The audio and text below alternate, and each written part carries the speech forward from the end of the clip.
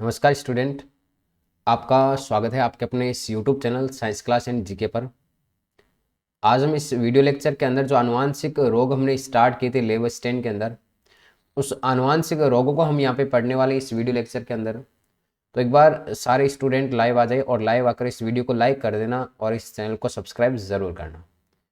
देखो classes continue चल रही है। अगर किसी को नोट्स लेना हो तो नोट्स आप ले सकते हो। डिस्क्रिप्शन के अंदर लिंक दी हुई है पीडीएफ की, वहाँ पे आप क्लिक करके उन नोट्स को आप आसानी से डाउनलोड कर सकते हो। तो आनुवांशिक रोगों को देखो हमने दो भागों के अंदर यहाँ पे डिवाइड किया था। एक तो यहाँ पे होते हैं आपके आनुवांशिक रोग मेंडली विकार, और एक कौन से होते हैं यहाँ पे गुणसूत्रीय विकार। जिसमें से हमने यहाँ पे मेंडली विकार के अंदर जो पहला रोग आता है ये आपके हीमोफीलिया। इस हीमोफीलिया के बारे में पढ़ते हैं। देखो सबसे पहले हम आपके बात करेंगे यहाँ पे हीमोफीलिया के बारे में। आज मेरा फेस है यहाँ पे थोड़ा दिखाई नहीं देगा आपको, क्योंकि लाइट्स वगैरह नहीं है, तो इसलिए प्रॉपर लाइट नहीं होने के कारण दिखाई नहीं देगा। तो एक तो हीमोफीलिया, या फिर इसी को हम कहते हैं यहाँ पे शाही रोग, या फिर इसी को यहाँ पे जाना जाता है आपके रॉयल डिजीज के नाम से जाना जाता है। रॉयल डिजीज के नाम से जाना जाता है। पहली बात तो इसके पीछे रॉयल कहने का क्या अर्थ है, रॉयल क्यों कहा जाता है, शाही रोग क्यों कहते हैं इसको, एकदम ऐसे रॉयल डिजीज क्या ऐसा। तो सबसे पहले ये जो रोग है आपके रानी विक्टोरिया के वंशज में पाया गया था। कौन से वंशज में पाया गया था? आपके रानी विक्टोरिया के वंशज में पाया गया था। इंग्लैंड की महारानी विक्टोरिया के वंशज में, इस कारण इसे यहाँ पे शाही रोग के नाम से जाना गया। नेक्स्ट चीज आपको यहाँ पे याद रखना है यहाँ पे कि इस रोग को ब्लीडर्स रोग क्यों कहते हैं। देखो इस रोग को ब्लीडर्स इसलिए कहते हैं क्योंकि इस रोग के अंतर्गत व्यक्ति के अंदर अगर ये हीमोफीलिया रोग हो जाता है, या महिला अगर वाहक होती है या महिला रोगी होती है, तो उसके अंदर आपके रुधिर का थक्का नहीं बनता। तो हम कह सकते हैं भी हीमोफीलिया के अंदर रुधिर का जो थक्का है वो रुधिर का थक्का नहीं बनता, या ब्लड क्लॉटिंग नहीं होती। नेक्स्ट इसी के अंतर्गत आपको ध्यान में रखना है कि जो हीमोफीलिया है, अगर ये आपके एक्स सहलग्न रोग है, विशेष रूप से ये बात आपको ध्यान में रखनी, इसको नोट कर लेना। एक्स सहलग्न जो रोग है, एक्स सहलग्न रोग, वो कौन सा है यहाँ पे? हीमोफीलिया। एक्स सहलग्न रोग का मतलब कि हीमोफीलिया का जो जीन है वो आपके एक्स गुणसूत्र पर उपस्थित होगा। कौन से गुणसूत्र पर? एक्स गुणसूत्र पर, एक्स गुणसूत्र पर स्थित होता है। ये बात आपको विशेष रूप से यहाँ पे ध्यान में रखनी। एक्स गुणसूत्र का मतलब यहाँ पे, जिसकी हमारे सामने कोई महिला है तो महिला के अंदर हमें पता है गुणसूत्र एक्स एक्स होंगे, और कोई पुरुष है तो हमें पता है पुरुष के अंदर गुणसूत्र सर एक्स वाई होंगे। तो सर यहाँ पे जो आपके एक्स गुणसूत्र है महिला के अंदर, तो महिला के अंदर एक एक्स गुणसूत्र के ऊपर यहाँ पे एच जीन आ जाए, और पुरुष के एक एक्स गुणसूत्र के ऊपर यहाँ पे एच जीन आ जाए, ये मान लो एच जीन है, तो ये महिला आपकी कैसी हो जाएगी? यहाँ पे वाहक महिला हो जाएगी। कैसी हो जाएगी? यहाँ पे वाहक महिला। तो महिला के एक एक्स गुणसूत्र के ऊपर यहाँ पे एच आ जाए तो उसे हम कहेंगे वाहक महिला, और पुरुष के अंदर जो एक्स गुणसूत्र है एक, इसके ऊपर एच आ जाए तो ये पुरुष क्या हो जाएगी? यहाँ पे रोगी। तो इसका मतलब ये कह सकते हैं सर कि जो पुरुष है, पुरुष तो रोग को प्रकट करते हैं, और जो महिला होती है वो महिला आपकी इस रोग की वाहक होती है।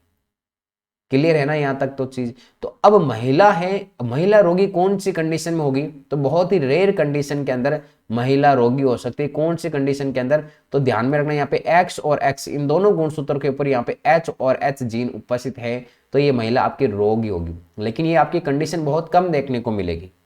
कब देखने को मिलेगी? तो ध्यान में रखना, जब वाहक महिला का विवाह रोगी पुरुष के साथ हो जाए ना, तब आपकी जो महिला उत्पन्न होगी, जो लेडीज उत्पन्न होगी, जो लड़की उत्पन्न होगी, वो आपकी रोगी महिला होगी। तो महिला रोगी है तो ये रहेगा। वाहक महिला का आपके गुणसूत्र ये रहेगा। ध्यान में रखना, एक एक्स गुणसूत्र के ऊपर आपके हीमोफीलिया का जीन, और पुरुष है, पुरुष के अंदर आपके जो एक्स गुणसूत्र है इसके ऊपर हीमोफीलिया का जीन। एच का मतलब हीमोफीलिया, ठीक है, एच का मतलब हीमोफीलिया, और ये आपका एच इसके जीन से दर्शाया जाता है। तो अब आपको पूछे भाई सामान्य पुरुष है, हमें पता है सामान्य पुरुष का जो गुणसूत्र होगा वो किस प्रकार से होगा? तो सामान्य पुरुष का तो नॉर्मली है सर एक्स वाई होगा। और अगर आपको पूछ ले यहाँ पे सामान्य महिला कि सर सामान्य महिला का जो गुणसूत्र है वो किस प्रकार से होगा, तो सामान्य महिला का एक्स और एक्स होगा। नॉर्मल है ये बातों। लेकिन आपको एग्जाम में पूछेगा यहाँ पे कि जो वाहक महिला है सर, इस वाहक महिला का विवाह आपके सामान्य पुरुष के साथ करवा दिया जाए। किसके साथ? यहाँ पे सामान्य पुरुष के साथ। तो देखो इसके अंतर्गत आपको यहाँ पे अगर ये इसका सामान्य पुरुष का यहाँ पे एक्स और वाई ये पता भी एक्स वाई होगा, सामान्य महिला का एक्स एक्स होगा, और रोगी पुरुष का हमें पता है एक्स एच और वाई होगा, और इधर आपके महिला का एक्स एच और एक्स होगा। तो पता है, तो ये आप आसानी से निकाल सकते हो। वाहक महिला का सर यहाँ पे एक्स एच और एक्स, और सामान्य पुरुष का सर XY होगा। तो मैं डायरेक्ट इन दोनों के द्वारा जो संतति बनेगी वो संतति मैं यहाँ पे लिख रहा हूँ कि इन दोनों के द्वारा संतति कैसी बनेगी। तो संतति पहली बनेगी आपकी XHX, दूसरी जो संतति बनेगी वो बनेगी आपकी XHY, तीसरी जो संतति बनेगी वो बनेगी आपकी XX और चौथी बनेगी XY। तो ये जो आपकी महिला बनी ये महिला आपके वाहक होगी सर, मतलब ये जो लड़के ये वाहक होगी।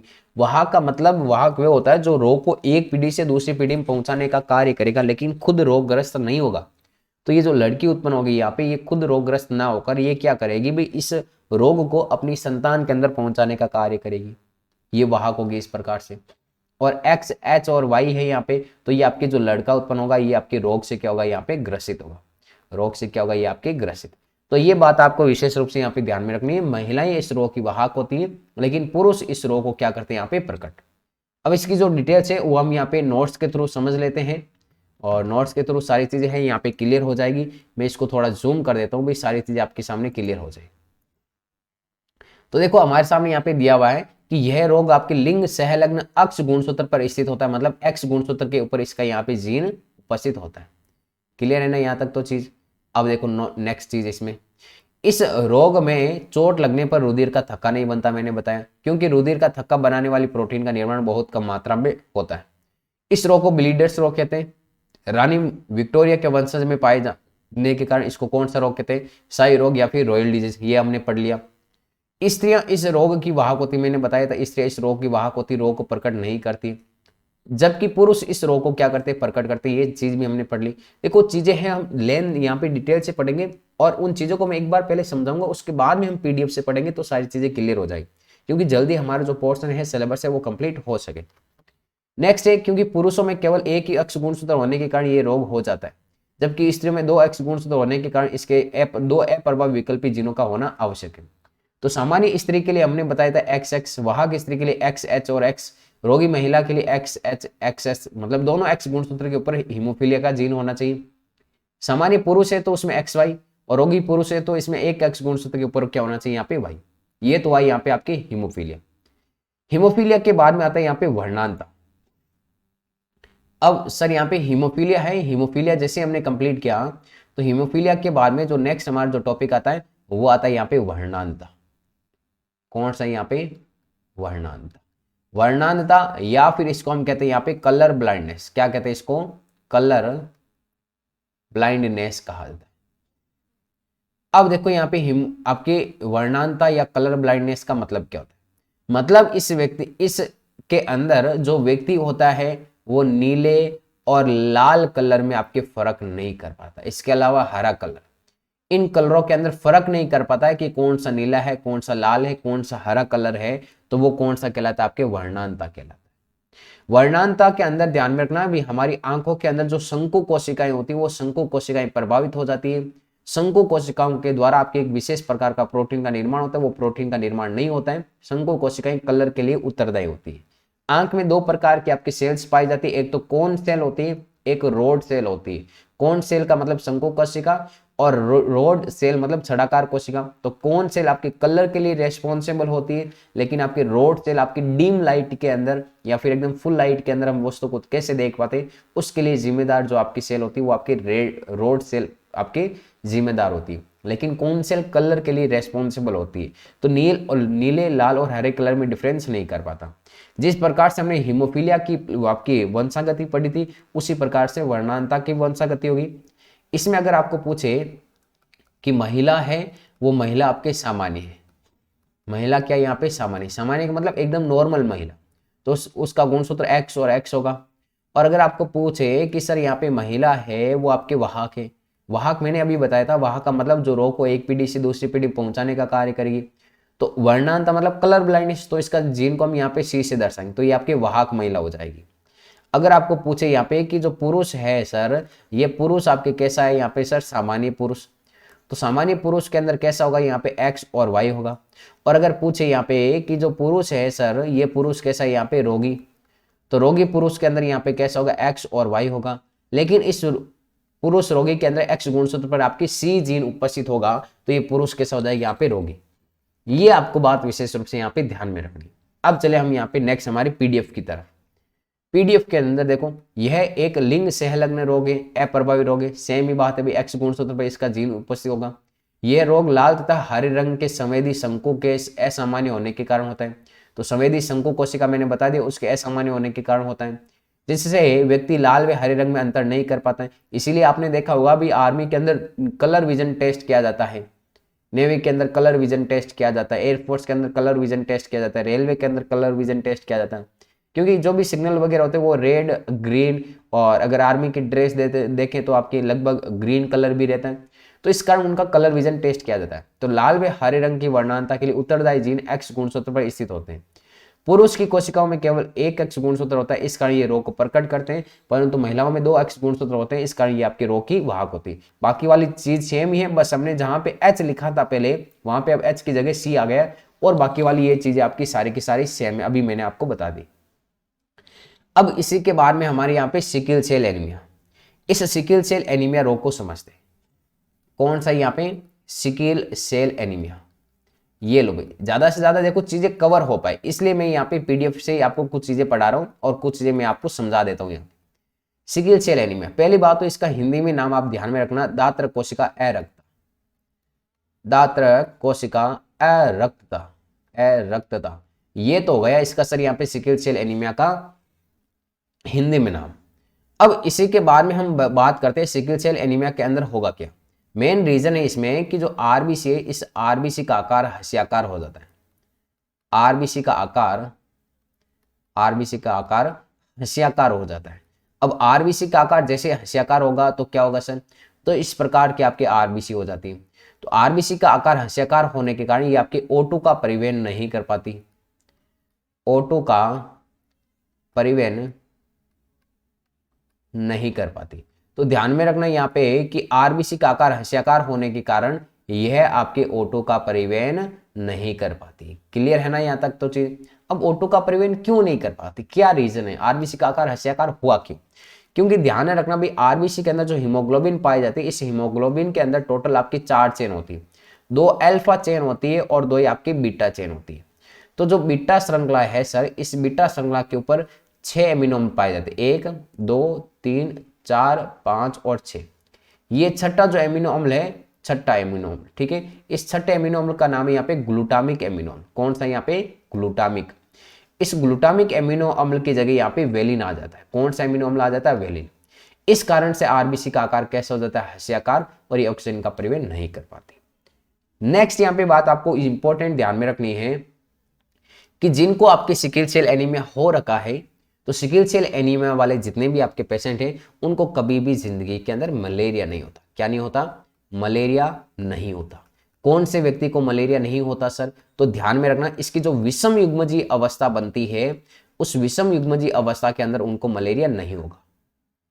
अब तो सर विषम युग्मजीय है क्या, तो मान लो भी आपके यहाँ पे हम पता नहीं लगा पाएंगे भी पुरुष में या व्यक्ति, मतलब आपकी ये एक्स एलिंग गुणसूत्र हो गए, मतलब आपके एलिंग जो गुणसूत्र होते हैं, जो 22 जोड़ी जो गुणसूत्र होते हैं आपके स्त्री और पुरुष में सेम, उनमें आपकी असामान्यता के कारण ये रोग होता है। तो इसके कारण आपकी यहाँ पे HB और HB, ये तो आपके सामान्य व्यक्ति का आपके क्या है, हीमोग्लोबिन है। और अगर आपको पूछे यहाँ पे कि भाई रोगी महिला या फिर रोगी आपके कोई भी पुरुष है, रोगी या तो महिला हो सकती है या फिर क्या हो सकता है सर, यहाँ पे रोगी पुरुष हो सकता है, तो उसके लिए यहाँ पे HBS, तो महिला अगर रोगी है तो उसके लिए यहाँ पे HBS और HBS। ये तो होगी सर इसकी समयुग्मजीय स्थिति। कौन सी स्थिति होगी, समयुग्मजीय। समयुग्मजीय का मतलब होमोजाइगस हो गया, मतलब दोनों सेम है तो सेम क्या कहते हैं, होमोजाइगस। तो ऐसी कंडीशन के अंदर कंप्लीट आरबीसी हस्याकार हो गई तो व्यक्ति है वो मर जाएगा, जिंदा नहीं रह पाएगा। लेकिन विषम युग्मजीय की बात की, विषम युग्मजीय का मतलब आधी हीमोग्लोबिन आपके के कारण यहाँ पे आरबीसी का आकार हस्याकार, और आधी हीमोग्लोबिन एकदम ठीक है तो आरबीसी ठीक रहेगी। तो आधी हीमोग्लोबिन तो ऑक्सीजन का परिवहन कर पाएगी, लेकिन आधी हीमोग्लोबिन ऑक्सीजन का परिवहन नहीं कर पाएगी। तो इस कारण कुछ मलेरिया के जो परजीवी होते हैं प्लाज्मोनियम, वो शरीर में इंटर करते हैं तो आरबीसी पर आक्रमण करते हैं और आरबीसी को खाते हैं, तो उसको टेस्ट नहीं लगता, इस कारण वो आपके प्लाज्मोनियम वापस शरीर से बाहर चला जाता है, क्योंकि आरबीसी का आकार हस्याकार हो गया, इस कारण उसका टेस्ट चेंज हो गया। तो विषम युग्मजीय स्थिति में उनको मलेरिया नहीं होता, लेकिन समयुग्मजीय स्थिति में व्यक्ति की मृत्यु हो जाती है। ये तो था हमारे सामने सिकल सेल एनीमिया। अब चलते हैं वापस नोट्स की तरफ।